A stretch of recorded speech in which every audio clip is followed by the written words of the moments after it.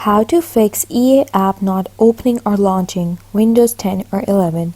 Hi guys, in this video I'm going to show you step by step that how you can fix EA app not launching or opening on your Windows. So let's dive in.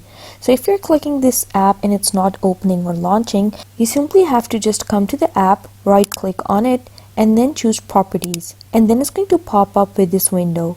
On this window, choose compatibility, and then you have to click this disable full screen optimization and check this box as well that says run this program as an administrator, and then click apply and then click OK.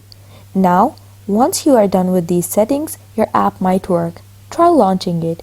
If it still does not work, just go to the search bar and then you have to search for run, and on the run tab you have to type %local app data % and then click OK, and it's going to open up with this local file.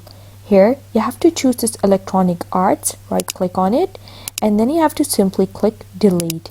Do not worry, once you open the app again, these files are going to just reappear.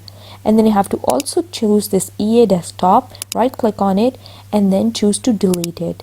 Now once you have deleted these folders, your app might launch. If the app still doesn't launch, don't worry.